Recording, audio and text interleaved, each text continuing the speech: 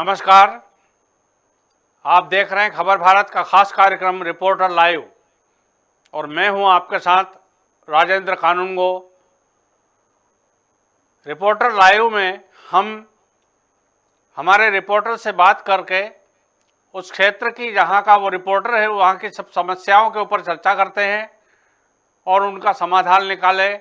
ऐसी सरकार से हम उम्मीद करते हैं सरकार तक ये बात पहुंचे, ऊपर के बड़े अधिकारियों तक ये बात पहुंचे, जिले के कलेक्टर और कमिश्नर के पास ये बात पहुंचे और वहां के क्षेत्र की समस्याओं का हल निकल सके। ये इस कार्यक्रम का उद्देश्य है। आज हम बात कर रहे हैं धार जिले के सरदारपुर के रिपोर्टर श्री नरेंद्र पवार जी से। नरेंद्र पवार जी, मेरी आवाज आ रही है आपको? जी जी बिल्कुल आ रही है। जी, आप काफी बड़ी संख्या में लोग आपके साथ उपस्थित हैं। जी जी उनसे आप मुखातिब भी होंगे, उनसे बात करें। और सबसे पहले मैं जो जीने के लिए, जीवन के लिए जरूरी है जल, पानी से संबंधित बात करना चाहता हूं कि सरदारपुर क्षेत्र के जहां के आप रिपोर्टर हैं वहां के लोगों को पर्याप्त पीने का पानी मिल पा रहा है?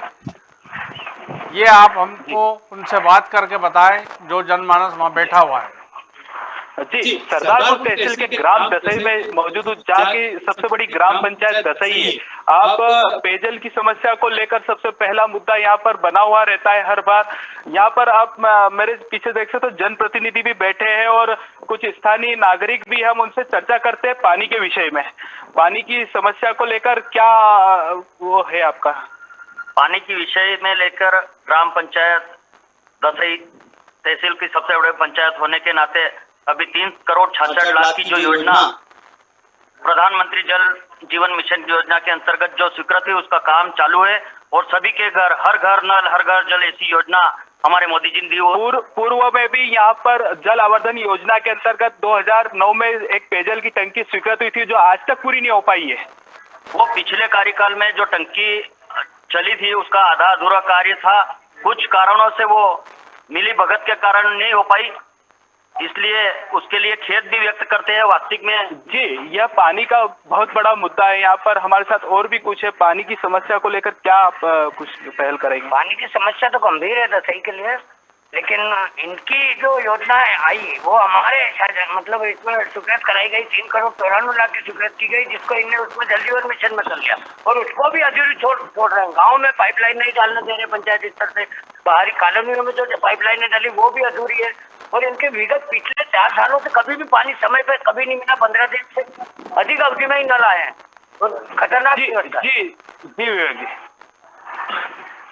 पानी की समस्या आपके यहाँ पर कुल मिला के जिनसे आपने बात की काफ़ी गंभीर है और पीने का पानी लोगों को जल आवर्धन योजना भी उसके तहत टंकी बनी, उसमें भी पानी उसके बावजूद भी जो है लोगों को ठीक से जल आवर्धन प्राप्त नहीं हो पा रहा है। के अंतर 2009 में एक स्वीकृत हुई थी 98 लाख की, पर आज तक वो पूर्ण नहीं हो पाई। पर यहाँ पर एक और योजना जल जीवन मिशन के अंतर्गत हुई है।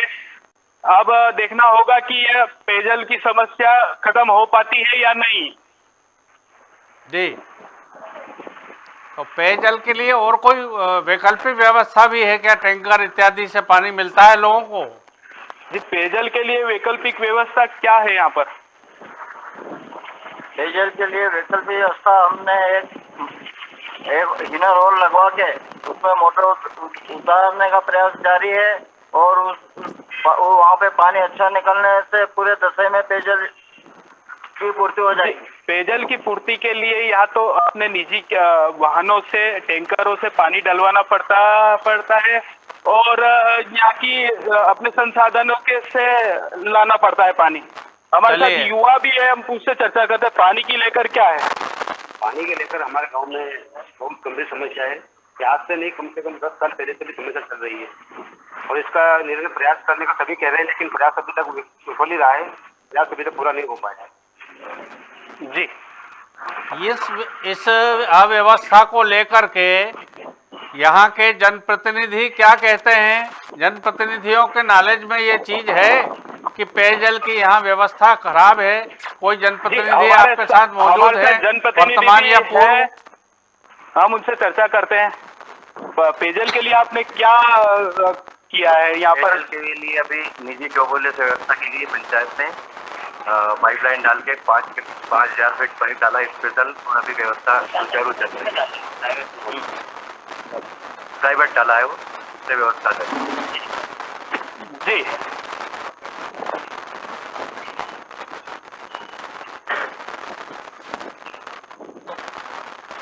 हेलो। जी जी सर। तो पेयजल में अभी पिछड़ रहा है सरदारपुर क्षेत्र। जी जी जी अब आप ये बताएं कि पेयजल में- बिजली की क्या स्थिति है? लोगों को, किसानों को बिजली मिल रही है समय पर सिंचाई के लिए, या जी हमारे साथ यहाँ पर्याप्त पर बिजली किसान मिल भी रही हम है उनसे कि नहीं? चर्चा कितने करते घंटे हैं कि बिजली किसान मिलती में बिजली की व्यवस्था कैसी क्या है यहाँ पर? बिजली की व्यवस्था कैसी क्या है? पानी मतलब किसान है आप, तो कैसे क्या रहे? बिजली की व्यवस्था तो बहुत चरमराई हुई है।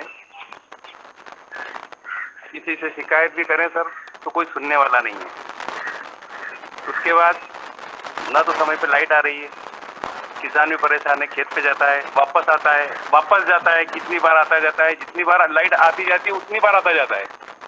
बहुत ज्यादा त्रस्त है लोग बिजली की समस्या से। जी बिजली की समस्या को लेकर और भी मुद्दे हैं यहाँ पर, हम जन चर्चा का विषय बनाएंगे उस चीज को। बिजली की समस्या कैसे क्या है यहाँ पर, गांव में कैसे बिजली आती है, खेती संबंधित बिजली क्या है? बिजली की समस्या अभी वर्तमान में तो काफी गंभीर विषय है। गांव में भी टाइम से बिजली का आना जाना बना रहता है, और किसानों के लिए भी बहुत बड़ी दिक्कत का विषय है। और डिप्रेशन में गांव वाले भी बंद गाँव वाले भी बंद करते हैं, कोई काम भी करते हैं किस हिसाब से। जी तो बिजली की भी व्यवस्था पर्याप्त नहीं है, बिजली आती जाती रहती है। ये किसानों का बिजली कहना की है चल कि रही यहाँ है। पर पर्याप्त मात्रा में बिजली नहीं मिल पाती, कभी कोई समस्या आ जाती, तकनीकी दिक्कतें आ जाती कोई बार यहाँ पर। जी, उसका हल हो जाता है समय पे? समय पे हल हो भी नहीं पाता है कोई बार। अभी की कंडीशन यह है कि यहाँ पर हर आधे घंटे में एक गांव में लाइट जा रही है अभी फिलहाल। अच्छा, सड़कों की क्या स्थिति है आपके क्षेत्र में? सड़कों की अगर बात की जाए तो सड़कों में किसान सड़क भी आती है यहाँ पर, क्योंकि किसान काफी मात्रा में किसान रहते हैं इस क्षेत्र में। तो किसानों के लिए सबसे बड़ी विषय खेत सड़क का रहता है। अभी तक हम देखते हैं खेत सड़क के बारे में हम जानकारी, जनप्रतिनिधि भी हमारे साथ है, किसान भी हमारे साथ है, हम उनसे चर्चा करते हैं कि कृषि के लिए यहाँ पर किस प्रकार से रोड की व्यवस्था होना चाहिए, कृषक के लिए रोड की व्यवस्था कैसे पर्याप्त होना चाहिए। वैसे कृषक के लिए रोड की व्यवस्था तो बहुत काफी पहले से बहुत अच्छी हो गई, और जो ये प्रधानमंत्री सड़क योजना के अंतर्गत, ये जो 2 लाइन के अंतर्गत प्रधानमंत्री GS जो योजना चल रही, और जो किसानों के लिए खेत सड़क है और उसके बारे में भी ग्रेवल मार्ग जो है बनाए गए हैं, और जो नहीं बनाए उसको भी प्रयास करेंगे कि शासन के माध्यम से अधिक रोड बने और किसानों को लाभ मिले। ये तो बताओ कि कहाँ बनाए। जी हमारे साथ में और युवा भी है, किसान है, किस प्रकार से रोड की व्यवस्था सब दूर अधूरी पड़ी हुई है।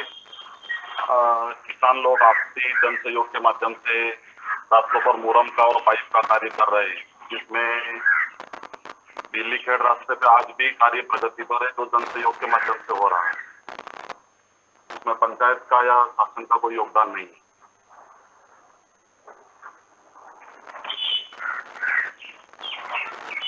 जी तो सड़कों की व्यवस्था से नागरिक प्रसन्न हैं, ठीक हैं, यहाँ पर संतुष्ट हैं?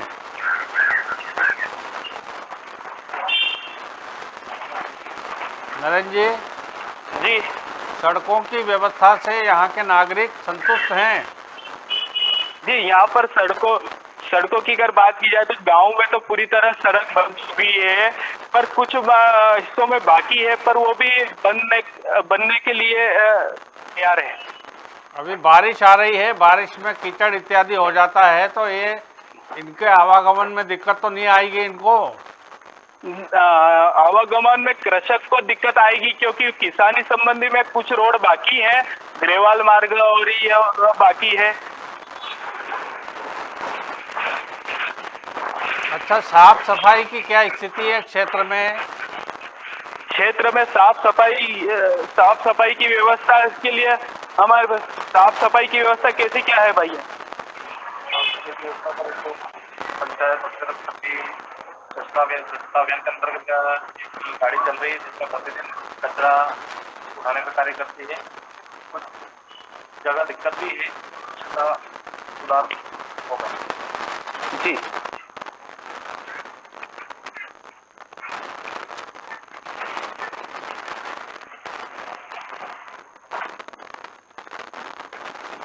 हेलो जी।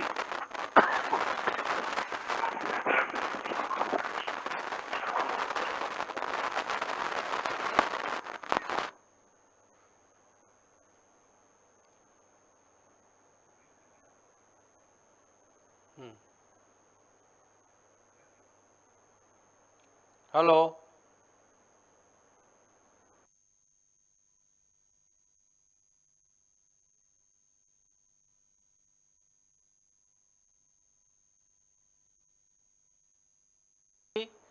और साफ सफाई की स्थिति अभी हमने देखी, या आप देख रहे हैं जो दृश्य दिखाई दे रहे हैं आपको, ये सड़कों की स्थिति और साफ सफाई की स्थिति को बयान करते हैं अपने आप में कि किस प्रकार की सफाई वहाँ पर है और किस प्रकार सड़कों की स्थिति है। वो दोनों चीज़ें आपके सामने दिखाई दे रही है।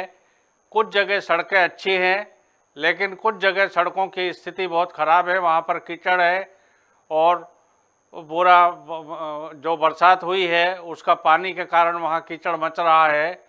इस प्रकार की स्थिति सड़कों की बनी हुई है और ये साफ दिखाई दे रहा है कि गंदगी काफ़ी मात्रा में है। वहाँ उसको साफ करने का कोई व्यवस्था पूरी तरह से नहीं है ताकि उस गंदगी को साफ किया जा सके और सड़कें भी जो हैं वो अच्छी हालत में नहीं हैं। नरेंद्र जी,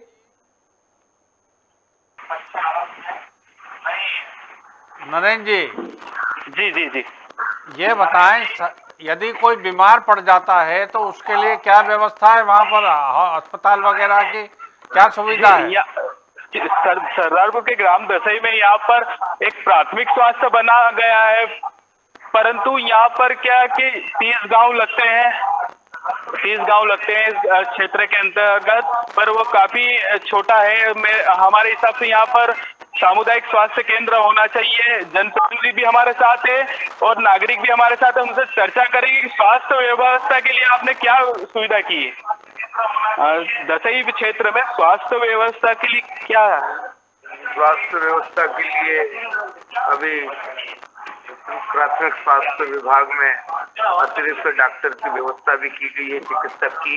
साथ ही जो चिकित्सक अभी पदस्थ है नरेंद्र मिश्रा जी, वे और उनका स्टाफ व्यवस्थित सेवा प्रदान कर रहा है। इस क्षेत्र में 30 गांव से 40 गांव लगते हैं, पर आज तक यहाँ पर सामुदायिक स्वास्थ्य केंद्र बनना था। जनप्रतिनिधि का एक दायित्व रहता है कि यहाँ पर स्वास्थ्य व्यवस्था सही मिल पाए। हाँ, आपकी बात बिल्कुल सच है श्रीमान। सामूहिक रूप से लगातार राजनीति के क्षेत्र में प्रयास करना होते हैं और निश्चित ही उस दिशा में प्रयास जारी है और इस बार जनता पुनः जिनको भी उत्तरदायित्व प्रदान करेगी उन सब का ये कर्तव्य है कि वह यहाँ स्वास्थ्य सुविधाओं के रूप में सामुदायिक स्वास्थ्य केंद्र की सौगात दसई क्षेत्र को दे। जी, स्वास्थ्य व्यवस्था को लेकर हमारे साथ और भी हम जनप्रतिनिधि, आप पूर्व में भी जिला पंचायत रह चुके हैं, आपने दसई के लिए स्वास्थ्य विभाग के लिए क्या किया? मैं जिस टाइम जिला पंचायत सदस्य था उस टाइम हमने यहाँ के सामुदायिक स्वास्थ्य में परिवर्तन के लिए काफी लिखा पढ़ी की गई, लेकिन किसी कारण शासन द्वारा उसको मंजूरी नहीं मिली। लेकिन अभी भी मैं तो चाहता हूँ कि सभी जनप्रतिनिधि मिलजुल कर पार्टी से ऊंचे भाव रख के और मिलजुल के इसको सामुदायिक स्वास्थ्य केंद्र में बदलाव किया जाए। 30 बिस्तर में कम से कम यहाँ स्वास्थ्य बनना चाहिए हॉस्पिटल। जी जी तो ये जो स्वास्थ्य का अमला है, डॉक्टर, नर्सेस वगैरह, ये सब समय पर आते हैं, वहाँ पर समय पर मिलते हैं। दवाई इत्यादि जो सरकार की योजना के तहत वहाँ से मिलना चाहिए अस्पताल से, वो इनको सबको उपलब्ध हो रही है बराबर।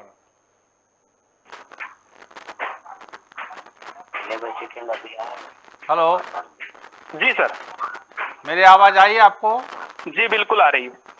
तो मैंने पूछा कि जो स्वास्थ्य का अमला है, डॉक्टर्स लोग, नर्सेस लोग और दूसरे कर्मचारी, वो आते हैं समय पर जी अभी और इनको जो दवाइयाँ हैं जो समय पर मिलना आ रहे हैं, यहाँ चाहिए पर सभी तरह की सरकार की योजना व्यवस्था के और सभी अंतर्गत तरह की वो उपलब्ध दवाइयाँ हो मिल रही है यहाँ पर।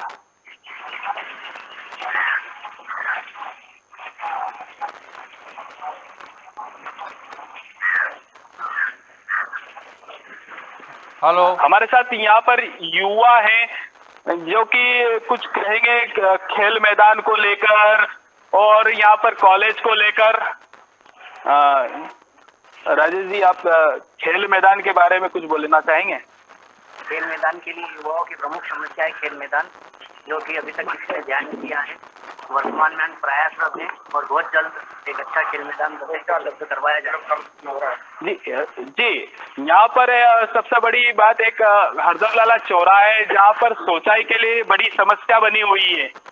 हमारे साथ कुछ है, हम शौचालय के बारे। पिछली बार जो प्रयास किए गए शौचालय के लिए बनवाने के लिए चौराहे पे बहुत तकलीफ आती है। आने जाने में पैसेंजर, विशेषकर महिलाएं बहुत परेशान होती है। राजनीतिक खींचतान की वजह से चौराहे पर शौचालय नहीं बन पाया। एक पक्ष करता है तो विपक्ष विरोध करता है। जगह अवेलेबल नहीं है। शासकीय पंचायत की जो दुकानें बना रखी है उन लोगों को स्टे ले आते हैं। क्यों? विकास में सहयोग करना चाहिए विपक्ष को भी। बताए सबके सामने, क्यों विरोध करते? चौराहे पे स्वच्छता होनी चाहिए, अच्छी व्यवस्था होनी चाहिए। पैसेंजर आते हैं, बहुत परेशान होते हैं, विशेषकर महिलाएं इतनी परेशान होती है बाथरूम के लिए। बाजार में दो हाट के लिए सोमवार जी आप बताएं। यहाँ दशहरे में सोमवार को साप्ताहिक हाट बाजार लगता है। वहाँ पर जो सभी महिलाएं आती है, जो सब्जी वगैरह बेचने के लिए आते हैं, सबसे ज्यादा उनको परेशानी होती है शौचालय की। और गांव में जो शौचालय बना रखा है, खेल मैदान ताला लगा के रखा है, वो बोलते हैं कि सोमवार का दिन उनका शौचालय। जी सबसे बड़ा एक शौचालय का मुद्दा है यहाँ पर, जो कि बस स्टैंड पर होना चाहिए। यहाँ पर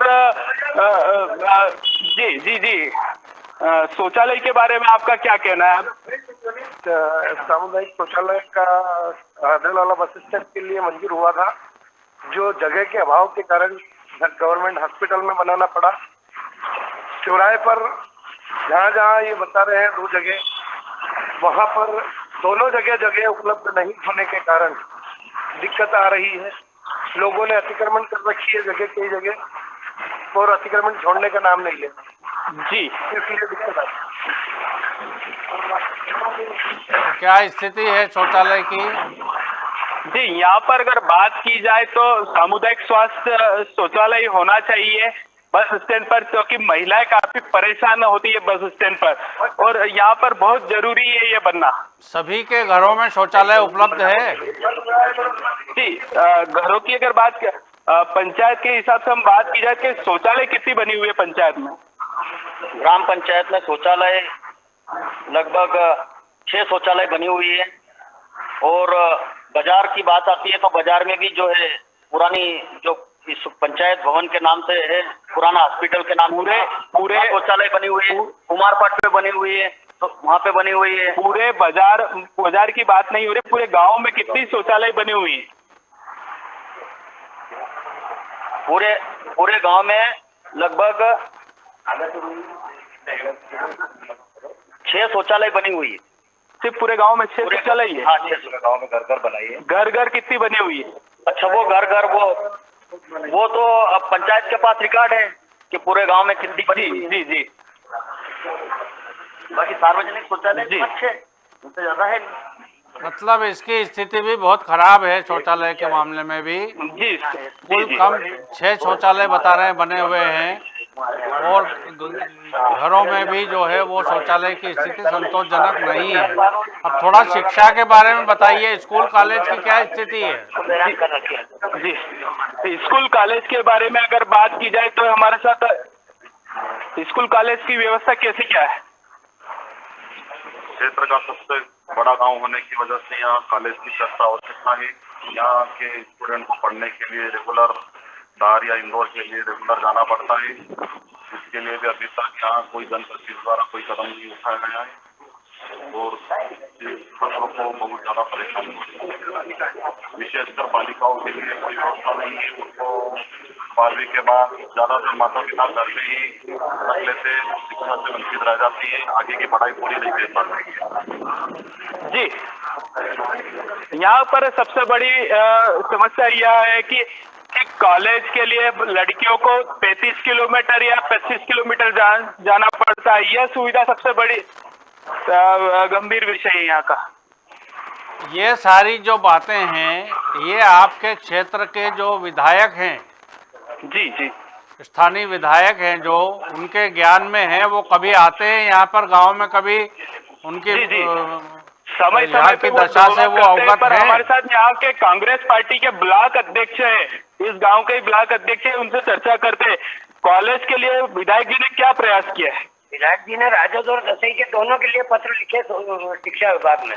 उसकी कॉलेज की स्वीकृति राजद की हो सकती है, दसई की स्वीकृति बाकी है, और वो भी अधिक से अधिक कम समय में हम जल्द स्वीकृत करवा लेंगे राजद।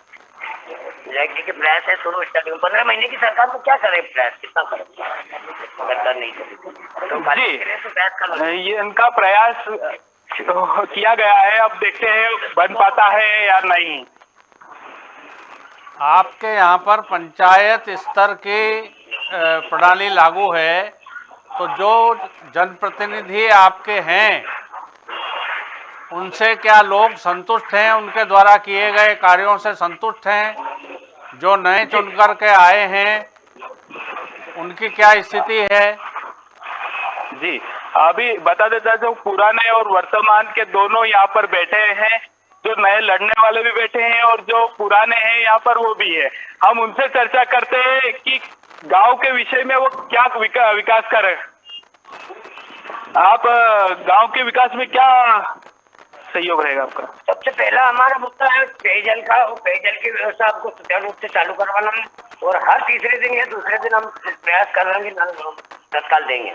पेयजल के लिए इनने कुछ और प्रयास नहीं किया, खाली एक अभी मतलब इनने प्राइवेट हॉल में मतलब पाइपलाइन डाल के 5000 फीट सरकारी पैसा फालतू व्यस्त किया। जी, हमारे साथ में और भी जनप्रतिनिधि है, उनसे चर्चा करते कि आप दसई के लिए क्या विकास करेंगे। भाई साहब, यदि जनता समर्थन प्रदान करती है तो निश्चित ही दलगत भाव से ऊपर उठकर, जैसा कि हमारे आदरणीय ने बताया, सब लोग मिलकर, आज सबका अधिकार है कि जनता के सामने अपना मत रखे, लेकिन जनता जिसको भी आशीर्वाद दे, उसके बाद दसई की मूलभूत सुविधाओं, जो सबसे ज्वलंत समस्या जल की है, उसके लिए मील का पत्थर स्थापित होगी खाली कराई वाली योजना। निश्चित ही उसका लाभ दसई ग्राम की जनता को मिलेगा, और यह जब अवसर प्रदान करती है जनता, तो राग द्वेष से ऊपर उठकर हम सब प्रयास करें सामूहिक, यही लोकतंत्र का सच्चा स्वरूप है। जी, आप जनप्रतिनिधि का चुना, अभी क्या मतलब प्रयास किए गए? पेयजल की समस्या सबसे बड़ी बनी हुई है, प्रमुख मुद्दा है, उसके लिए हम सारे जनप्रतिनिधि मिलकर प्रयास करेंगे और निश्चित ही सफलता। जी, हमारे साथ में और भी जनप्रतिनिधि है। आप पानी की समस्या, स्वास्थ्य विभाग की समस्या, इसके बाद में यहाँ पर रोड की समस्या, इनको लेकर आप क्या करेंगे? रोड तो जो किसान रोड है, उसके लिए हमारी कमलनाथ जी जब मुख्यमंत्री बने थे, हमने पूर्णतः कोशिश करके बेरूवल्ला से होके लोहारी तक, ये दसई धर्मशाला से लेके लोहारी पर, और चंदन बावड़ी से उधर तक हमने स्वीकृत करवाई है। हमारे विधायक द्वारा इसमें अच्छा सहयोग रहा और वो रोड बन भी गया है। केवल थोड़ा सा कुछ बचा है तो विभाग द्वारा किया जा रहा है, कर रहे हैं, काम चालू है। यहाँ पर स्वास्थ्य विभाग का भी बड़ा मुद्दा है, क्योंकि यहाँ पर सामुदायिक भवन होना चाहिए, सामुदायिक स्वास्थ्य केंद्र होना।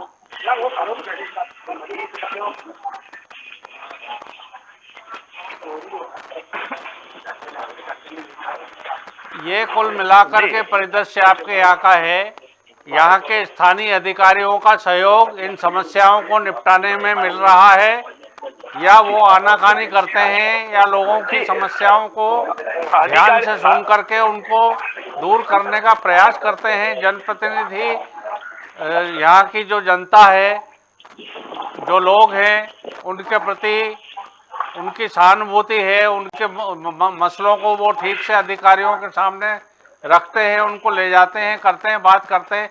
आपने कभी यहाँ तहसीलदार हैं, एसडीएम हैं, जो भी अधिकारी हैं, उनसे संपर्क करने का प्रयास किया कि यहाँ ये समस्याएं हैं? कभी आम जनता की समस्या को लेकर के आपकी कभी किसी अधिकारी से कोई चर्चा हुई क्या? पेयजल की समस्या को लेकर हमारे पीएचई अधिकारी से लगातार बातें होती रहती, समय समय पर हम लोग समाचार प्रकाशन करते हैं, उस पे एक्शन भी होता है। अभी पानी की समस्या काफी समस्या थी, तो एसडीएम महोदय आए और पंचायत में बैठे और रातों रात उन्होंने पाइपलाइन के लिए इमरजेंसी 2 होल को अधिग्रहण कर पानी की व्यवस्था सुचारू रूप से चालू करवाई थी। पर यह समस्या हर बार बनी रहती है यहाँ पर। ठीक है नरेंद्र पवार जी, आपका बहुत बहुत धन्यवाद। आप हमारे साथ जुड़े और वहाँ की समस्याओं से हमको अवगत कराया। हम आशा करते हैं कि अधिकारी लोग वहाँ के इस खबर को देखेंगे और वहाँ की सुध लेंगे। वहाँ के जनप्रतिनिधि जो हैं वो जनता की सुविधाओं के लिए आगे आएंगे और उनको जो अव्यवस्थाएं हैं उनको दूर करने का प्रयास करेंगे। और आप हमारे साथ जुड़े, इसके लिए आपको बहुत बहुत धन्यवाद। तो ये थे हमारे साथ सरदारपुर जिला धार से हमारे रिपोर्टर नरेंद्र पवार, और हमने विभिन्न विषयों पर इनसे बात की। कुल मिलाकर आपने सुनी होगी, और जो समस्याएं वहाँ पर हैं इनको दूर करने का शासन, प्रशासन और जनप्रतिनिधि प्रयास करेंगे ताकि जनता को सुविधाएं मुहैया हो सकें। इन्हीं के साथ आज का ये रिपोर्टर लाइव कार्यक्रम समाप्त करते हैं। मुझे दीजिए आज्ञा, नमस्कार, और बने रहिए हमारे खबर भारत चैनल के साथ। अगले कार्यक्रम अवश्य देखिए।